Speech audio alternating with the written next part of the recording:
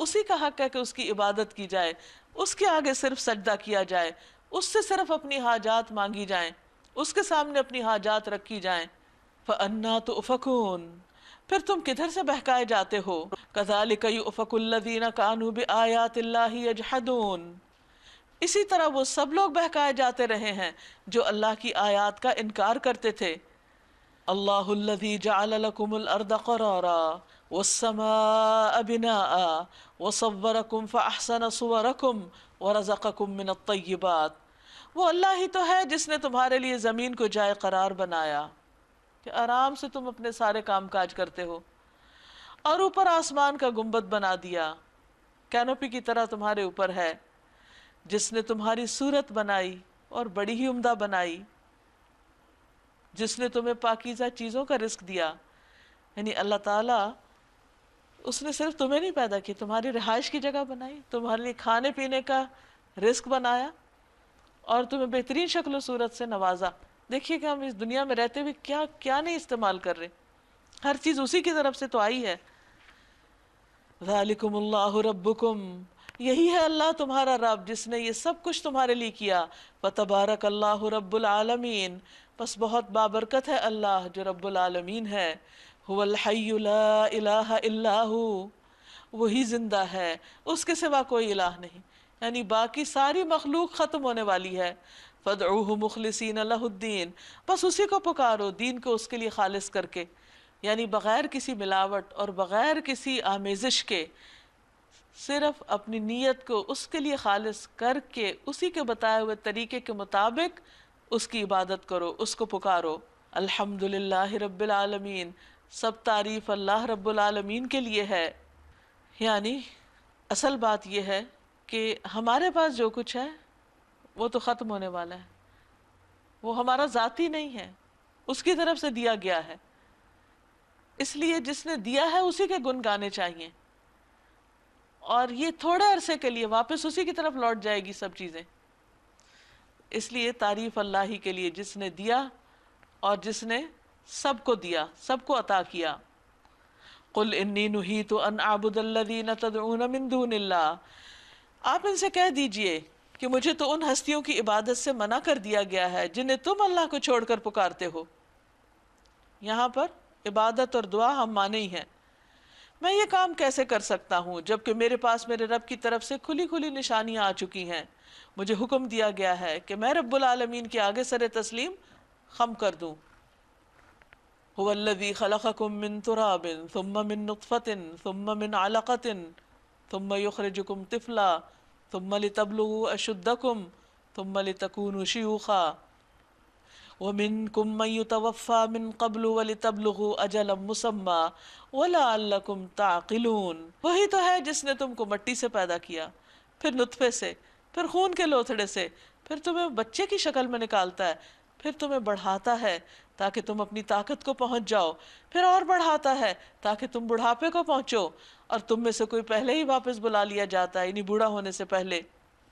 یہ سب کچھ اس لیے کیا جاتا ہے تاکہ تم اپنے مقرر وقت تک پہنچ جاؤ، یعنی جو بھی اللہ نے تمہاری زندگی کا وقت مقرر کیا ہے، اور اس لیے کہ تم حقیقت کو سمجھو۔ یعنی اللہ نے یہ جو سٹیپس میں تمہیں پیدا کیا اور ایک کے بعد عمر ایک میں تمہیں چڑھایا بڑھایا، یہ سب کسی مقصد کے تحت ہے۔ یہ اس لیے نہیں کہ تم بس جانوروں کی طرح دنیا میں آؤ اور پھر کھاؤ پیو اور وقت گزار کے چلے جاؤ، بلکہ اللہ کی دی ہوئی عقل، اللہ تعالیٰ کے بھیجے ہوئے علم کے مطابق اس روشنی میں چیزوں کی حقیقت کو جانو پہچانو، اور اس کے مطابق اپنا طرز عمل بدلو۔ وہی ہے زندگی دینے والا، وہی ہے موت دینے والا، وہ جس بات کا بھی فیصلہ کرتا ہے بس ایک حکم دیتا ہے کہ وہ ہو جائے اور وہ ہو جاتی ہے۔ الم تر الی الذین یجادلون فی آیات اللہ انا یصرفون، تم نے دیکھا ان لوگوں کو جو اللہ کی آیات میں جھگڑے کرتے ہیں، کہاں سے وہ پھرائے جاتے ہیں؟ یعنی اتنی باتیں اور اتنی اللہ کی قدرت کی نشانیاں دیکھنے کے بعد بھی اگر تم نہیں سمجھتے اور پھر بھی تم بحث برائے بحث کرتے ہو، تو یہ لگتا ہے کہ تمہاری عقل پہ کسی اور کا قبضہ ہے، کوئی اور ہے جو تمہیں پٹی پڑھاتا ہے۔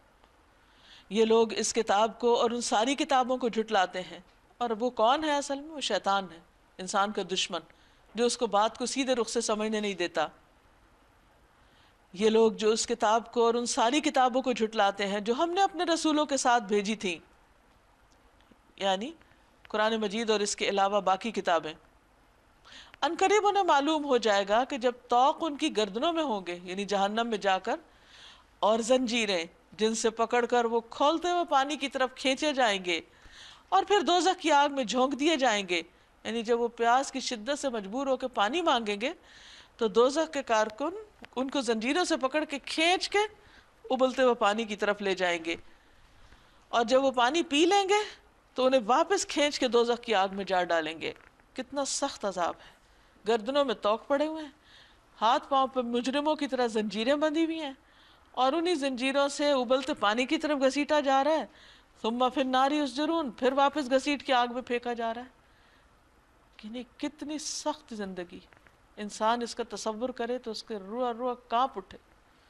ثم قیل لهم این ما کنتم تشرکون، پھر کہا جائے گا کہاں ہے وہ جن کو تم شریک ٹھہراتے تھے، من دون اللہ، اللہ کو چھوڑ کر۔ یعنی شرک اتنا بڑا جرم ہے، اتنا بڑا گناہ ہے کہ جس کی معافی ہے نہیں، اور اس کا انجام یہ ہے جو بتایا جا رہا ہے۔ قالوا دلوا عنا، وہ کہیں گے ہم سے کھو گئے، بل لم نکن ندعو من قبل شیئا، بلکہ ہم تو کسی کو بھی نہیں پکارتے تھے اس سے پہلے، یہ بالکل سراسر جھوٹ بولیں گے۔ کذالک یضل اللہ الکافرین، اسی طرح اللہ کافروں کو بھٹکا دے گا۔ ذالکم بما کنتم تفرحون فی الارض بغیر الحق، ان سے کہا جائے گا یہ تمہارا انجام اس لیے ہوا کہ تم زمین میں غیر حق پر مگن تھے، نا حق پر خوش تھے اور اس میں مشغول تھے، اور پھر اس پر اتراتے تھے، یعنی اپنے غلط کام کر کے ان کو جسٹیفائی بھی کرتے تھے اور اس پر اپنے آپ کو بہت صحیح سمجھتے تھے۔ ان سے کہا جائے گا ادخلوا ابواب جہنم خالدین فیہا، داخل ہو جاؤ جہنم میں ہمیشہ رہنے والے، فبئس مثوی المتکبرین، متکبرین کا کتنا برا ٹھکانہ ہے۔ فاصبر ان وعد اللہ حق، آپ صبر کیجئے، اللہ کا وعدہ سچا ہے۔ اب خواہ ہم تمہارے سامنے ہی ان کو برے نتائج کا کوئی حصہ دکھا دیں، یعنی جس سے ہم انہیں ڈرا رہے ہیں، یا اس سے پہلے تمہیں دنیا سے اٹھا لیں، پلٹ کر آنا تو انہیں ہماری ہی طرف ہے۔ یعنی یہ ضروری نہیں کہ ہم ہر اس شخص کو جو تمہیں ستا رہا ہے اس دنیا میں تمہارے سامنے ہی سزا دیں، یعنی یہاں بھی ہو سکتا ہے اور قیامت کے دن بھی کوئی اللہ کی پکڑ سے بچ کے بھاگ نہیں سکے گا، سب کو اللہ ہی کے پاس آنا ہے، پھر وہ اس وقت سب کو ان کے کیے کرائے کی سزا بھرپور طریقے سے دے گا۔ اے نبی صلی اللہ علیہ وسلم، ہم آپ سے پہلے بھی بہت سے رسول بھیج چکے ہیں جن میں سے بعض کے حالات ہم نے آپ کو بتائے ہیں اور بعض کے نہیں بتائے۔ کسی رسول میں بھی یہ طاقت نہ تھی کہ اللہ کے اذن کے بغیر خود کوئی نشانی لے آتا، یعنی سارے رسول اللہ کی مرضی کے پابند تھے۔ پھر جب اللہ کا حکم آ گیا تو حق کے مطابق فیصلہ کر دیا گیا، اور اس وقت غلط کار لوگ خسارے میں پڑ گئے۔ اللہ ہی نے تمہارے لیے مویشی جانور بنائے ہیں تاکہ ان میں سے کسی پر تم سوار ہو، کسی کا گوشت کھاؤ، ان کے اندر تمہارے لیے اور بھی بہت سے فائدے ہیں۔ وہ اس کام بھی آتے ہیں کہ تمہارے دلوں میں جہاں جانے کی حاجت ہو وہاں تم ان پر پہنچ سکو، یعنی اونٹ وغیرہ پر سفر بھی کر سکتے ہو، ان پر بھی اور کشتیوں پر بھی تم سوار کیے جاتے ہو۔ اللہ اپنی یہ نشانیاں تمہیں دکھا رہا ہے، آخر تم اس کی کن کن نشانیوں کا انکار کرو گے؟ پھر کیا یہ زمین میں چلے پھرے نہیں ہیں کہ ان کو ان لوگوں کا انجام نظر آتا جو ان سے پہلے گزر چکے ہیں؟ وہ ان سے تعداد میں زیادہ تھے اور ان سے بڑھ کر طاقتور تھے، اور زمین میں ان سے زیادہ شاندار آثار چھوڑ کر گئے ہیں۔ جو کچھ کمائی انہوں نے کی تھی آخر وہ ان کے کس کام آئی؟ جب ان کے رسول ان کے پاس بینات لے کر آئے تو وہ اسی علم میں مگن رہے جو ان کے اپنے پاس تھا، اور پھر اس چیز کے پھیر میں آ گئے جس کا وہ مذاق اڑاتے رہے۔ یعنی آپ دیکھیے کہ یہ کتنی خطرناک بات ہے کہ اللہ تعالیٰ رسول بھیجے، ہدایت بھیجے، کتاب بھیجے، اور پھر انسان اسی علم میں مگن رہے جو پہلے سے اس کے پاس ہو۔ فرحوا بما عندهم من العلم، اور انسان صرف اسی کو گنتا رہے کہ میرے پاس یہ ڈگری اور ایسی قابلیت ہے، اس بنا پر مجھے قرآن پڑھنے کی ضرورت نہیں، شاید یہ فارغ لوگوں کا کام ہے۔ تو یہ انتہائی نقصان دہ سوچ ہے، کیا اللہ سبحانہ تعالیٰ قیامت کے دن جب پوچھے گا کیا بندے تو نے اتنی کتابیں پڑھی، کیا واقعی تیرے پاس وقت نہیں تھا کہ تو ایک میری کتاب بھی پڑھتا؟ تو جو لوگ یہ رویہ اختیار کریں، فرمایا کہ پھر یہ اسی چیز کے پھیر میں آ گئے جس کا وہ مذاق اڑاتے تھے۔ جب انہوں نے ہمارا عذاب دیکھ لیا تو پکار اٹھے کہ ہم نے مان لیا اللہ وحدہ لا شریک کو، اور ہم انکار کرتے ہیں ان سب معبودوں کا جنہیں ہم شریک ٹھہراتے تھے، مگر ہمارا عذاب دیکھ لینے کے بعد ان کا ایمان ان کے لیے بھی کچھ بھی نافع نہ ہو سکتا تھا۔ یعنی عذاب آنے کے بعد ایمان لانا فائدہ مند نہ تھا، کیونکہ یہی اللہ کا مقرر ضابطہ ہے جو ہمیشہ اس کے بندوں میں جاری رہا ہے۔ وَخَسِرَ هُنَالِكَ الْكَافِرُونَ، اور اس وقت کافر لوگ خسارے میں پڑ گئے۔ سورۃ حامیم السجدہ۔ بسم اللہ الرحمن الرحیم، شروع اللہ کے نام سے جو بے انتہا مہربان نہایت رحم فرمانے والا ہے۔ حامیم تنزیل من الرحمن الرحیم۔ حامیم یہ خدائے رحمان و رحیم کی طرف سے نازل کردہ چیز ہے، یعنی یہ قرآن اللہ کی طرف سے ہے۔ کتاب ایک کتاب، فصلت آیاتہ جس کی آیات خوب کھول کے بیان کی گئی ہیں، قرآن عربی عربی زبان کا قرآن، لقوم یعلمون ان لوگوں کے لیے جو علم رکھتے ہیں، جو جاننا چاہتے ہیں، بشیرا و نذیرا بشارت دینے والا اور ڈرانے والا، یعنی اس کتاب میں خوشخبریاں ہیں ان کے لیے جو ایمان لا کر عمل کریں، اور خبردار کیا گیا ہے ان کو جو غلط طریقہ اختیار کریں کہ انجام اچھا نہ ہوگا۔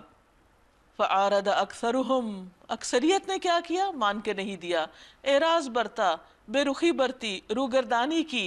فَهُمْ لَا يَسْمَعُونَ اور وہ سن کر نہیں دیتے، سننا بھی نہیں چاہتے۔ کیا کہتے ہیں؟ وَقَالُوا قُلُوبُنَا فِي أَكِنَّةٍ مِّمَّا تَدْعُونَا إِلَيْهِ کہتے ہیں جس چیز کی طرف تو ہمیں بلا رہا ہے اس کے لیے ہمارے دلوں پہ غلاف چڑھے ہوئے ہیں، یعنی ہمارے دلوں تک یہ بات پہنچ ہی نہیں سکتی، وہ محفوظ ہیں، پروٹیکٹڈ ہیں، وہاں کچھ اور ہے، اللہ کی کلام، اللہ کی بات نہیں آتی۔ وَفِي آذَانِنَا وَقْرٌ اور ہمارے کان بہرے ہو گئے۔ وَمِن بَيْنِنَا وَبَيْنِكَ حِجَابٌ ہمارے اور تمہارے درمیان ایک حجاب حائل ہو گیا ہے، یعنی تم نے جو اللہ کی طرف بلانا شروع کیا ہے اس سے ہمارے اور تمہارے درمیان بہت ڈفرنس پیدا ہو گیا ہے، اختلاف ہو گیا ہے، ہماری راہیں جدا ہو گئی ہیں، ہمارے خیالات الگ ہو گئے ہیں، ہم ایک دوسرے سے کٹ گئے ہیں۔ اب ہمارے اور تمہارے بیچ میں کیسی رکاوٹ آ گئی ہے کہ ہم اکٹھے نہیں ہو سکتے۔ فَعْمَلْ تم اپنا کام کرو، اِنَّنَا عَامِلُونَ ہم اپنا کام کریں گے۔ تو بات یہ ہے کہ قرآن فرقان بھی ہے، اس نے انسانیت کو واقعی دو گروہوں میں بانٹ دیا، ایک وہ جو اس پر ایمان رکھتے ہیں اور ایک وہ جو اس کو نہیں مانتے۔ اب وہ دونوں بالکل الگ الگ مختلف سوچ رکھتے ہیں۔ جو اس کو مانتے ہیں وہ اپنی زندگی کے بارے میں یہ نظریہ رکھتے ہیں کہ ہمارے مرنے کے بعد اللہ کے سامنے کھڑے ہو کر اپنے اعمال کا حساب دینا ہے، اس لیے ہمیں محتاط زندگی بسر کرنی ہے، شعوری زندگی بسر کرنی، سوچ سمجھ کے کام کرنے ہیں۔ اور جو نہیں مانتے، چونکہ آخرت کو نہیں مانتے، جو یہ کتاب بتاتی ہے اس کو سچ نہیں مانتے، اس لیے کہ وہ اپنی خواہشات کے مطابق زندگی بسر کرنا چاہتے ہیں اور اسی طرح وہ چل رہے ہیں، تو ان کی زندگی بالکل مختلف ہے۔ وہ اپنی یہی زندگی سب کچھ سمجھتے ہیں کہ بس یہی دنیا، یہی ہے زندگی، یہی ہے، یہی کہ عیش و عشرت، اصل عیش و عشرت ہے، اور آخرت کوئی چیز نہیں، لہٰذا ان کی سوچ اور ان کی اپروچ بالکل مختلف ہے۔ اور ان کے درمیان میں ایک نہ نظر آنے والا پردہ ہے، یعنی ذہنی رکاوٹیں ہیں، اسی وجہ سے ایک دوسرے کی بات سمجھتے بھی نہیں، اور ایک دوسرے پر اعتراض ہوتا ہے کہ وہ یہ کیوں کر رہے ہیں۔ قل انما انا بشر مثلکم یوحی الی انما الہکم الہ واحد فاستقیموا الیہ واستغفروہ وویل للمشرکین۔ اے نبی صلی اللہ علیہ وسلم، ان سے کہیے میں تو تم جیسا ایک بشر ہوں، یعنی ایک انسان ہوں، اللہ نے میری طرف وحی بھیجی ہے، مجھے وحی کے ذریعے بتایا جاتا ہے کہ تمہارا رب بس ایک ہی ہے، تمہارا الہ بس ایک ہی الہ ہے، لہٰذا تم اسی طرف سیدھے رخ کرو، اسی کو اپنا رب مانو اور اس سے معافی چاہو، یعنی اب تک جو بے وفائی تم نے اس سے کی اس پر توبہ کر لو۔ بے وفائی کیا کہ اس کو چھوڑ کر جس نے سب کچھ دیا اوروں کی طرف تم دیکھتے رہے، اوروں کو اپنا بڑا مانا۔ تباہی ہے ان مشرکوں کے لیے جو زکوٰۃ نہیں دیتے اور آخرت کے منکر ہیں، رہے وہ لوگ جنہوں نے مان لیا اور نیک اعمال کیے، ان کے لیے یقیناً ایسا اجر ہے جس کا سلسلہ کبھی ٹوٹنے والا نہیں ہے۔ قُلْ أَإِنَّكُمْ لَتَكْفُرُونَ بِالَّذِي خَلَقَ الْأَرْضَ فِي يَوْمَيْنِ وَتَجْعَلُونَ لَهُ أَنْدَادًا۔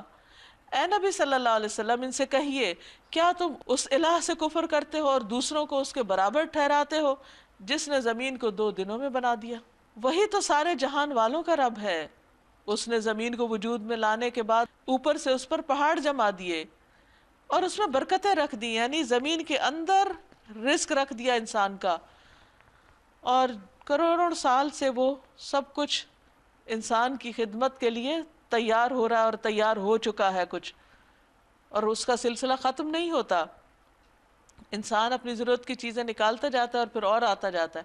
بس آپ دیکھیے کہ کتنے عرصے سے گندم، چاول اور بہت سے پودے اگتے چلے جا رہے ہیں، اور ہر سال پھر نئی فصل آ جاتی، وہ ختم ہو جاتی، پھر اور آ جاتی۔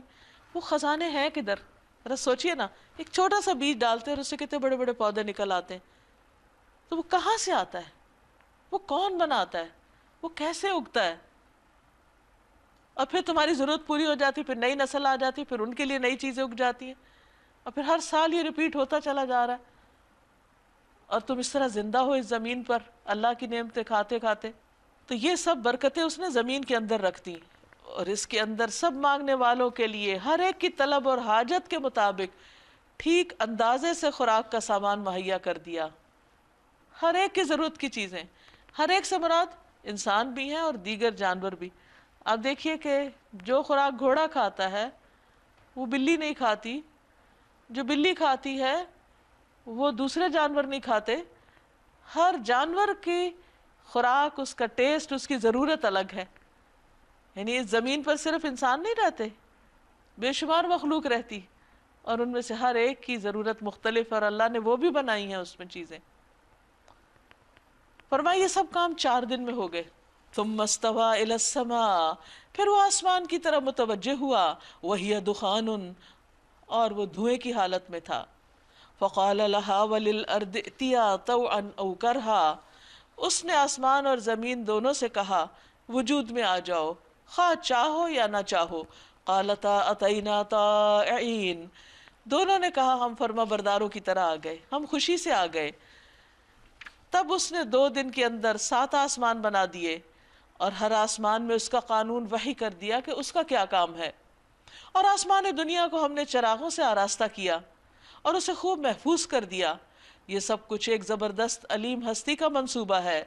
اب اگر یہ لوگ منہ موڑتے ہیں تو ان سے کہہ دیجئے میں تم کو اسی طرح کے ایک اچانک ٹوٹ پڑنے والے عذاب سے ڈراتا ہوں جیسے عاد اور سمود پر نازل ہوا تھا، جب اللہ کے رسول ان کے پاس آگے اور پیچھے ہر طرف سے آئے اور انہیں سمجھایا کہ اللہ کے سوا کسی کی بندگی نہ کرو، کسی اور کی عبادت نہ کرو، تو انہوں نے کہا ہمارا رب چاہتا تو فرشتہ بھیج دیتا، لہٰذا ہم اس بات کو نہیں مانتے جس کے لیے تم بھیجے گئے ہو۔ عاد کا حال یہ تھا کہ وہ زمین میں کسی حق کے بغیر ہی بڑے بن بیٹھے، کہنے لگے کون ہے ہم سے زیادہ زور آور، تکبر کرنے لگے۔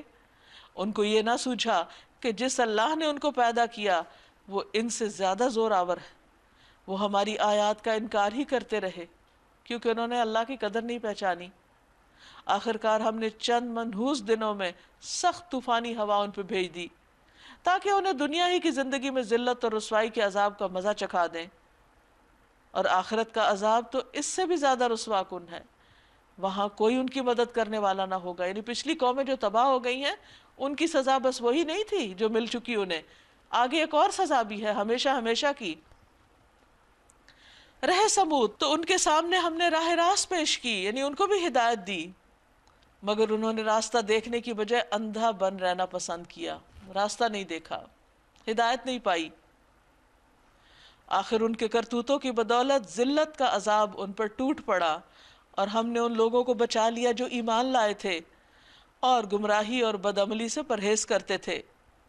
اور ذرا اس وقت کا خیال کرو جب اللہ کے یہ دشمن دوزخ کی طرف جانے کے لیے گھیر لائے جائیں گے۔ آگ کی طرف۔ آپ سوچئے تھوڑی دیر کے لیے، اگر دنیا میں بھی مثلا کوئی شخص کسی راہ پہ چل رہا اور آگے کنواں ہو جس میں پانی ہے اور اس میں گرنے والا ہو، انسان کے دیکھ کے اوسان خطا ہو جاتے ہیں کہ کس ہلاکت کی طرف جا رہا ہے۔ کبھی آپ دور سے کسی بچے کو دیکھیں کہ مثلا بھاگتے بھاگتے بھاگتے کسی پول میں گرنے لگا ہے، تو آپ کے ہاتھ پاؤں ٹھنڈے ہو جائیں گے کہ یہ کیا ہونے لگا ہے۔ لیکن کتنی حیرت کی بات ہے کہ ہم ایسی آیات پڑھتے ہیں، سنتے ہیں اور کچھ بھی محسوس نہیں کرتے کہ سارے مجرم گھیر کے لائے جائیں گے اور جہنم کی طرف ان کو راہ دکھائی جائے گی اور اس میں پھینکے جائیں گے، تو خوف نہیں آتا کہ انسان خود بھی برے اعمال سے بچے اور دوسروں کے لیے بھی رہنمائی فراہم کرے، ان کو بھی بتائے کہ کن کن چیزوں سے انسان کی شامت آئے گی۔ ان کے اگلوں کو پچھلوں کے آنے تک روک رکھا جائے گا، یہ سب کو اکٹھا کر دیا جائے گا۔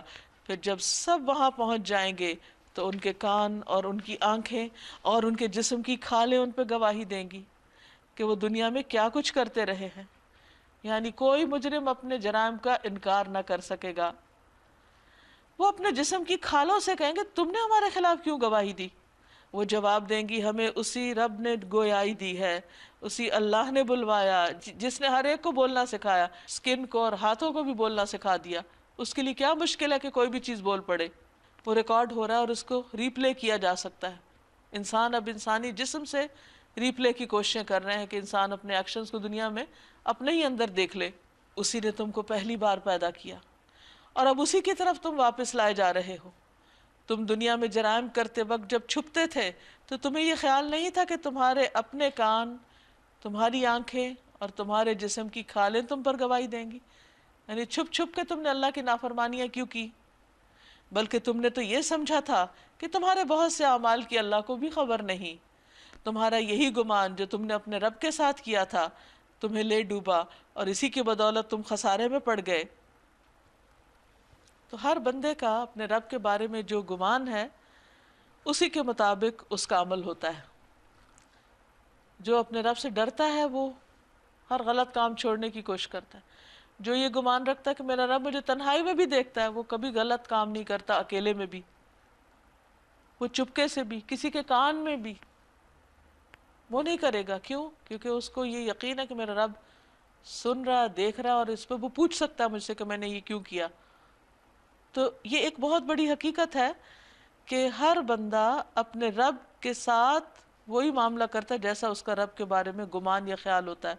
تو اللہ تعالیٰ اسی پہ پکڑیں گے، وَذَلِكُمْ ظَنُّكُمْ الَّذِي ظَنَنْتُمْ بِرَبِّكُمْ أَرْدَاكُمْ، تمہارے اس گمان نے تمہیں اپنے رب کے بارے میں جو تم نے گمان رکھا تمہیں ہلاکت میں ڈالا۔ تم سمجھتے تھے کہ رب تمہارا کچھ نہیں بگاڑے گا، فَأَصْبَحْتُمْ مِنَ الْخَاسِرِينَ، اس کی بدولت تم خسارے میں پڑ گئے۔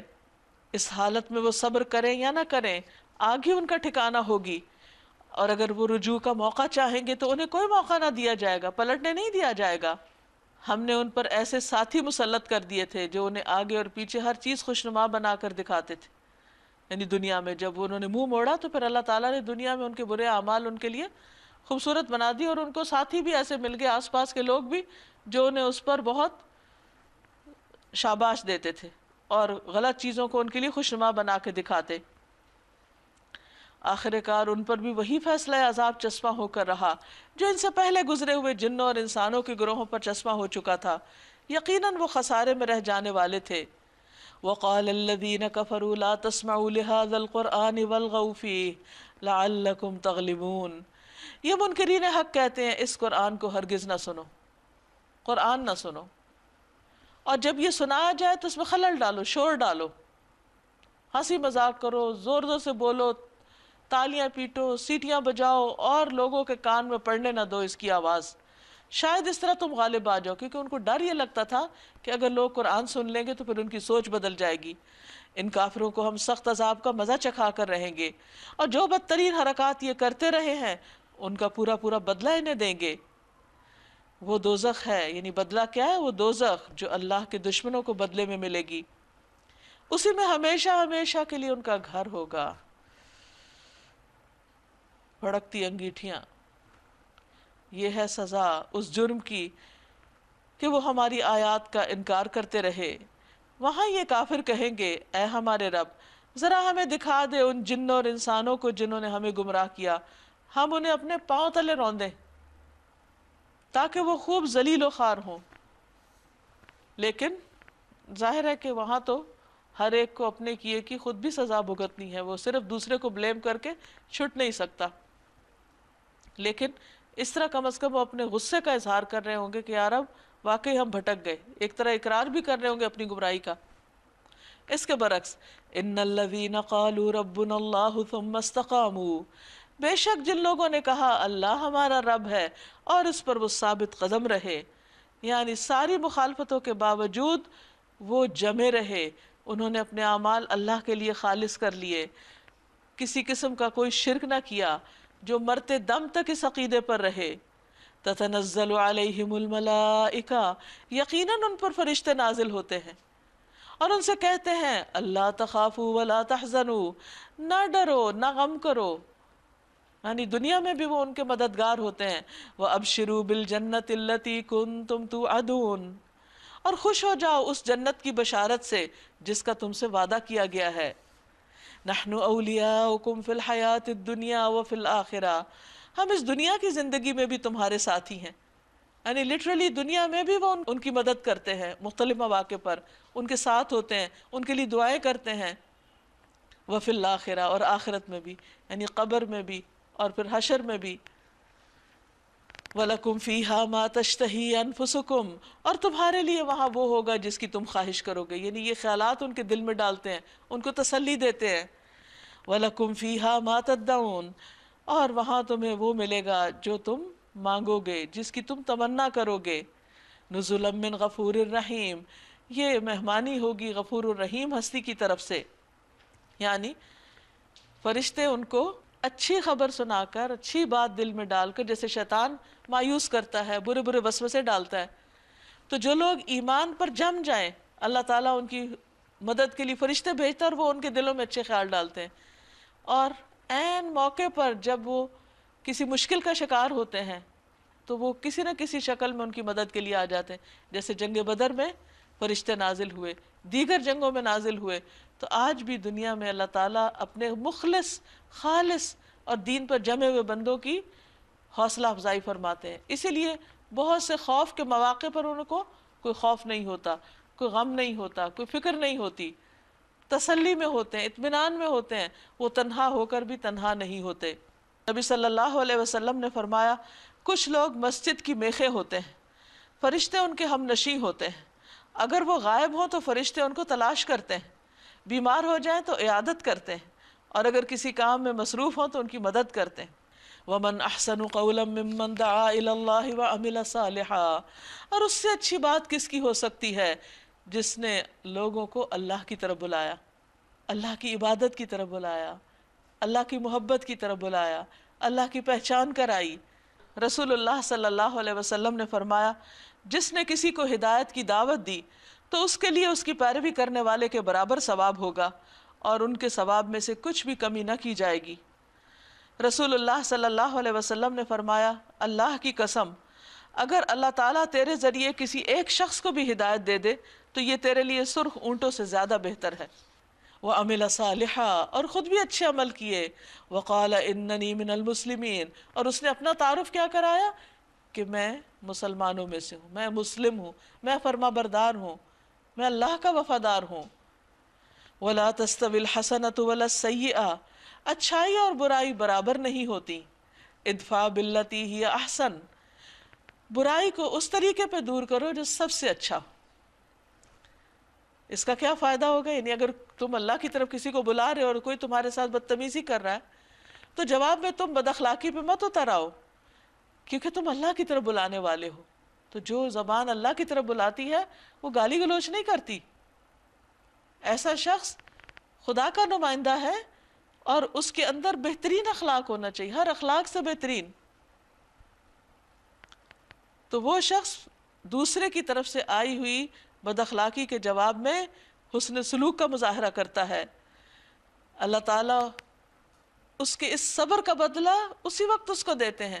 فَإِذَا الَّذِي بَيْنَكَ وَبَيْنَهُ عَدَاوَةٌ، کہ تب وہ شخص جس کے اور تمہارے درمیان عداوت ہو، یعنی جس نے تم سے دشمنی رکھی ہوئی تھی، وہ ایسا ہو جائے گا کَأَنَّهُ وَلِيٌّ حَمِيمٌ، گویا کہ وہ جگری دوست بن گیا، یعنی وہ تمہارے ساتھ تمہارا مددگار بن جائے گا۔ یعنی یہ ایک بہترین حکمت سکھائی جا رہی ہے ان لوگوں کو جن کے دل میں اللہ کی محبت ہو اور وہ سارے لوگوں کو اللہ کی طرف بلانا چاہتے ہو۔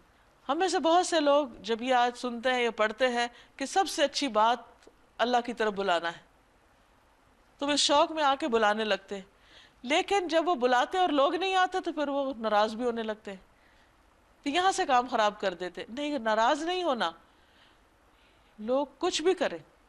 جیسے سورۃ یاسین میں آپ نے دیکھا کہ وہ شخص جس نے لوگوں کو خیر خواہی کے ساتھ اللہ کی طرف بلایا، انہوں نے اس کو مار ڈالا، وہ مرنے کے بعد کہتا ہے کاش میری قوم کو پتہ چل جائے، ان کے ہاتھوں مر کے کہتا ہے کہ کاش میری قوم کو پتہ چل جائے کہ اللہ نے مجھے کس پہ معاف کر دیا تاکہ وہ بھی وہی کام کریں۔ تو اللہ کی طرف بلانا دنیا کا سب سے زیادہ معزز ترین کام ہے، سب سے بہترین بات ہے جو اللہ کو پسند آتی ہے کسی بھی زبان سے نکلی ہوئی، لیکن اس کے لیے اتنا ہی بڑا حوصلہ اور ظرف چاہیے، اتنا ہی بڑا اخلاق اور کردار بھی چاہیے تاکہ اس کام کو بخیر و خوبی انجام تک پہنچایا جا سکے، نہ کہ اپنی کمزوریوں کی وجہ سے اس کو الٹا نقصان دیا جائے۔ فرمایا یہ بات نصیب نہیں ہوتی مگر ان لوگوں کو جو صبر کرتے ہیں۔ یعنی بات تو بہت اچھی ہے لیکن اپنے آپ کو کنٹرول میں رکھنا بڑے ہمت، حوصلے، عزم اور برداشت کا کام ہے، اور اپنے نفس کو خود کنٹرول کرنا پڑتا ہے، یہ اتنا آسان نہیں۔ وَمَا يُلَقَّاهَا إِلَّا ذُو حَظٍّ عَظِيمٍ، اور یہ مقام حاصل نہیں ہوتا مگر ان لوگوں کو جو بڑے نصیبے والے۔ کیوں؟ اس لیے کہ پھر وہ جتنے لوگوں کو اللہ کی طرف بلا لیتے ہیں ان سب کا اجر ان کو ملنے لگتا ہے۔ زبردست انویسٹمنٹ ہے آخرت کی۔ آپ مثلا خود لا الہ الا اللہ پڑھ رہے ہیں، ایک آیت پڑھ رہے ہیں خود، وہ آپ کو بس اتنا ہی ثواب ملے گا جو آپ پڑھ رہے ہیں، لیکن ایک آیت آپ 10 لوگوں کو سکھا دیتے ہیں، ایک اچھی بات 10 لوگوں کو بتا دیتے ہیں، وہ 10 لوگ اللہ کا ذکر کرنے لگتے ہیں، ان 10 کا ثواب بھی آپ کو ملے گا۔ اب یہ کب ہوگا؟ جب آپ لوگوں کی باتیں برداشت کرنا جانیں گے، تب آپ کی قسمت کھلے گی، عام حالات میں نہیں۔ جب ہم اپنی انا کے خول میں بند ہوں اور چھوٹی چھوٹی باتوں کو اتنا محسوس کر لیں کہ ہم اس کام کو ہی چھوڑ دیں، تو ان لوگوں کے حصے میں یہ خیر نہیں آتی پھر۔ وَإِمَّا يَنزَغَنَّكَ مِنَ الشَّيْطَانِ نَزْغٌ، اور اگر تم شیطان کی طرف سے کوئی اکساہٹ محسوس کرو، کیونکہ شیطان کہتا ہے دیکھو تمہارے ساتھ اس نے یہ کر دیا، یہ کہہ دیا، کب تک چپ کرو گے، کب تک صبر کرو گے، فَاسْتَعِذْ بِاللَّہ، تو اپنے آپ کو اللہ کے حوالے کر دو۔ ہم میں سے کتنی دفعہ کتنے لوگوں نے یہ سوچا کہ جب وہ غصے میں ایسی غلط باتیں منہ سے نکالتے تو شیطان ان سے یہ کھیل کروا رہا ہوتا ہے اور دشمنی کروا رہا ہوتا ہے اور ان کی دشمنی کر رہا ہوتا ہے۔ تو ایسے موقع پہ انسان یہ سوچ کے کہ میں نے شیطان کو اپنے اوپر حاوی نہیں ہونے دینا، مجھے کچھ نہیں کہنا، خاموش رہنا ہے، تو اللہ تعالیٰ اس کو توفیق دے گا۔ انہ هو السمیع العلیم، بے شک وہ سب کچھ سنتا اور جانتا ہے۔ ومن آیاتہ اللیل والنہار والشمس والقمر، اللہ کی نشانیوں میں سے ہیں یہ رات اور دن اور سورج اور چاند۔ سورج اور چاند کو سجدہ نہ کرو، یہ تو اللہ کی مخلوق ہے، بلکہ اس اللہ کو سجدہ کرو جس نے ان کو پیدا کیا۔ سمپل سا فارمولا، سمپل سی بات۔ اگر فی الواقع تم اسی کی عبادت کرنے والے ہو، یعنی آپ کی بات کو اپنی توہین سمجھیں، نہ مانیں، جہالت پر اکڑے رہیں، اصرار کریں، تو پرواہ نہیں۔ جو فرشتے تیرے رب کے مقرب ہیں وہ شب و روز اس کی تسبیح کرتے ہیں اور کبھی نہیں تھکتے۔ یعنی اگر انسان نہیں بھی کرتے تو اللہ کے پاس بے شمار مخلوق ہے جو اس کی تسبیح بیان کرتی ہے۔ اور اللہ کی نشانیوں میں سے ایک یہ ہے کہ تم دیکھتے ہو کہ زمین سونی پڑی ہوئی تھی، پھر جو ہی کہ ہم نے اس پر پانی برسایا، یکا یک وہ پھبک اٹھی اور پھول گئی۔ یقیناً جو خدا اس مری ہوئی زمین کو جلا اٹھاتا ہے وہ مردوں کو بھی زندگی بخشے گا، یقیناً وہ ہر چیز پر قدرت رکھتا ہے۔ جو لوگ ہماری آیات کو الٹے معنی پہناتے ہیں وہ ہم سے کچھ چھپے ہوئے نہیں ہیں۔ خود ہی سوچ لو کہ آیا وہ شخص بہتر ہے جو آگ میں جھونکا جانے والا ہے، یا وہ جو قیامت کے دن امن کی حالت میں حاضر ہوگا۔ کرتے رہو جو کچھ تم چاہو، تمہاری ساری حرکتوں کو اللہ دیکھ رہا ہے۔ یہ وہ لوگ ہیں جن کے سامنے کلام نصیحت آیا تو انہوں نے اسے ماننے سے انکار کر دیا، مگر حقیقت یہ ہے کہ یہ ایک زبردست کتاب ہے، باطل نہ سامنے سے اس پر آ سکتا نہ پیچھے سے، یعنی محفوظ کتاب ہے، اللہ نے اس کی حفاظت کا ذمہ لیا ہے۔ تنزیل من حکیم حمید، یہ ایک حکیم اور حمید ہستی کی نازل کردہ ہے۔ اے نبی صلی اللہ علیہ وسلم، آپ سے جو کچھ کہا جا رہا ہے اس میں کوئی چیز بھی ایسی نہیں جو آپ سے پہلے گزرے ہوئے رسولوں سے نہ کہی جا چکی ہو۔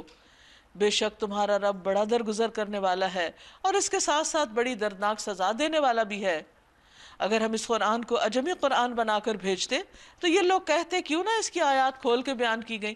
پھر بھی ان کا ایک اعتراض ہوتا، اعجمی و عربی، کیا عجیب بات ہے کہ کلام عجمی اور مخاطب عربی۔ ان سے کہو یہ قرآن ایمان لانے والوں کے لیے تو ہدایت اور شفا ہے، اور جو لوگ ایمان نہیں لاتے ان کے لیے کانوں کی ڈانٹ اور آنکھوں کی پٹی ہے، یعنی نہ وہ کچھ سنیں گے اور نہ اس سے دیکھ کے پڑھ کے کچھ سمجھیں گے۔ ان کا حال تو ایسا ہی ہے جیسے کوئی ان کو دور سے پکارا جا رہا ہو۔ جب کوئی دور سے پکارتا نا تو آواز آتی ہے، بات سمجھ نہیں آتی۔ اس سے پہلے ہم نے موسیٰ علیہ السلام کو کتاب دی تھی اور اس کے معاملے میں بھی یہی اختلاف ہوا، یعنی موسیٰ علیہ السلام کی مخالفت پہ لوگ تل گئے۔ اگر تیرے رب نے پہلے ہی ایک بات طے نہ کر دی ہوتی تو ان اختلاف کرنے والوں کے درمیان فیصلہ چکا دیا جاتا، اور حقیقت یہ ہے کہ یہ لوگ اس کی طرف سے سخت اضطراب انگیز شک میں پڑے ہوئے ہیں۔ جو کوئی نیک عمل کرے گا اپنے ہی لیے اچھا کرے گا، جو بدی کرے گا اس کا وبال اسی پر ہوگا، اور تیرا رب اپنے بندوں کے حق میں ظالم نہیں ہے۔ اس لیے بندوں کو اپنی بھلائی کے لیے، اپنے فائدے کے لیے اچھے کام کرنے چاہیے اور برائیوں سے بچنا چاہیے، یہ کسی پر احسان نہیں، کیونکہ اللہ بندوں پہ ظلم نہیں کرتا، بندے اپنی جان پر خود ہی ظلم کرتے ہیں غلط کام کر کے۔ تو اللہ تعالیٰ سے دعا ہے کہ وہ ہمیں صحیح راستے کی رہنمائی عطا فرمائے۔ وآخر دعوانا ان الحمد للہ رب العالمین۔ یہاں ہمارا 24واں پارہ مکمل ہوا۔ اب آپ کے ذہن میں کوئی بات آ رہی ہے یا کوئی چیز آپ نے سیکھی یا کوئی چیز محسوس کی تو آپ شیئر کیجیے۔ سورہ مؤمن آیت نمبر 60، تمہارا رب کہتا ہے مجھے پکارو میں تمہاری دعائیں قبول کروں گا۔ کبھی مانگنے لگتے تو ہمارے دماغ میں فوراً سے یہ سوچ آ جاتی ہے کہ ہم نے تو اتنی دعائیں مانگی اب تک تو قبول ہوئی نہیں، ہم کیوں مانگے؟ ہمیں یہ سوچ نہیں مانگنی چاہیے۔ اگر آج نہیں ہوئی، کل نہیں ہوئی، کبھی تو ہماری دعا قبول ہوگی نا۔ تو ہمیں اس بارے میں بہت اچھی بات آپ نے کی۔ اس بارے میں حدیث میں آتا ہے کہ یا تو بندے کی اسی وقت قبول ہو جاتی، یا کوئی بلا ٹال دی جاتی، یا پھر آخرت کے لیے جمع کر دی جاتی، لیکن یہ نہیں ہوتا کہ اللہ تعالیٰ سنے نہ یا قبول نہ کرے۔ اگر ہمارے حق میں وہ دعا بہتر ہوگی تو اللہ تعالیٰ ضرور اسے قبول بالکل کریں گے نا۔ بالکل۔ مجھے یہ بات یہاں پہ بہت اچھی لگی۔ جیسے سورہ زمر میں یہ بتایا گیا ہے کہ جو لوگ دین کا مذاق اڑاتے ہیں قیامت کے دن ان کا یہ عمل ان کے لیے حسرت کا باعث ہوگا۔ اسی طرح سنت کا مذاق اڑانا یا اسے اہمیت نہ دینا یہ بھی لوگوں کے لیے قیامت کے دن حسرت کا باعث بنے گا، اس لیے ہمیں اس چیز سے اجتناب کرنا چاہیے۔ سورہ مومن کی جو آیت نمبر 60 کا جیسے انہوں نے ابھی حوالہ دیا ہے کہ اللہ تعالیٰ کہتا ہے کہ مجھ سے دعا مانگو میں تمہاری دعا قبول کروں گا، اور جو دعا نہیں مانگتے اس کو اللہ تعالیٰ نے کہا ہے تکبر کی نشانی ہے۔ اور اس کی اگلی آیت میں 61 میں اللہ تعالیٰ کہتے ہیں کہ اکثر لوگ جو ہے شکر ادا نہیں کرتے۔ تو کتنی بڑی بات اللہ سبحانہ تعالیٰ ہمیں یہاں پہ سمجھانا چاہ رہے ہیں کہ الحمدللہ جو ہم کہتے ہیں افضل عبادت جو ہے اللہ کی شکر گزاری ہے، کہ اگر ہم شکر گزاری کریں تو ہم کتنی بڑی اللہ تعالیٰ کی عبادت کرتے ہیں، اس کی نعمتوں کا شکر ادا کرتے ہیں۔ دوسری آیت حامیم سجدہ میں جو ساری صورت سے جو مجھے لگا کہ اس پہ شرک کی اتنی بڑی نفی کی گئی ہے کہ شرک کرو گے تو شرک کرو کہ دنیا اور آخرت دونوں کا خسارہ ہے آپ کے لیے۔ شرک میں تکبر کی بھی نفی کی گئی ہے، اور اتنی اچھی بات بتائی گئی ہے کہ اللہ پہ ایمان لاؤ گے، عمل صالح کرو گے تو فرشتے تمہارے لیے دنیا میں بھی تمہارے ساتھی ہیں اور آخرت میں بھی تمہارے ساتھی ہیں، جو کہ انسان خود اپنے لیے اتنا بینیفیشل نہیں ہو سکتا جتنا یہ چیزیں آپ کے لیے بینیفیشل ہو سکتی ہیں۔ یہ بھی اللہ کی رحمت ہوتی ہے، یہ اللہ کی بہت بڑی رحمت ہے ہم لوگوں کے لیے۔ السلام علیکم۔ میں یہ سورہ زمر کی آیت نمبر جو ہے 67 سے 70 غور سے سن رہی تھی اور دیکھ رہی تھی کہ قیامت کا منظر ایسے طریقے سے بتایا گیا ہے کہ جس طرح ایسے لگ رہا ہے کہ ہماری آنکھوں کے سامنے، اور اتنی جب پیار سے اور اتنے طریقے سے ہمیں بتایا گیا، اس کے باوجود ہمارے دلوں میں خوف نہیں آتا، نہ ایک ڈر آتا ہے، نہ خوف آتا ہے، نہ کچھ ہوتا ہے۔ ہم جب ایسی محفلوں میں بیٹھے ہوتے ہیں تو بڑا دل سے سن رہے ہوتے ہیں، سمجھ رہے ہوتے ہیں، پر جیسے ہی اپنے گھر والوں میں جاتے ہیں، اپنے خاندان میں جاتے ہیں، ہم وہی چیزوں میں شروع ہو جاتے ہیں۔ یہ چیزیں ہمارے دلوں میں بیٹھتی نہیں ہیں۔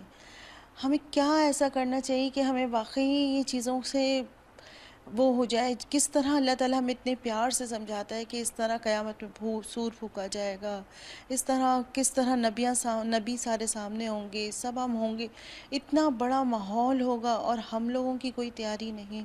مجھے ان چیزوں میں بڑی سبق لگا کہ ہم تھوڑا سا یہاں سے جب باہر جائیں تو واقعی اپنے اندر پریکٹیکل لائف میں ان چیزوں کا غور کریں.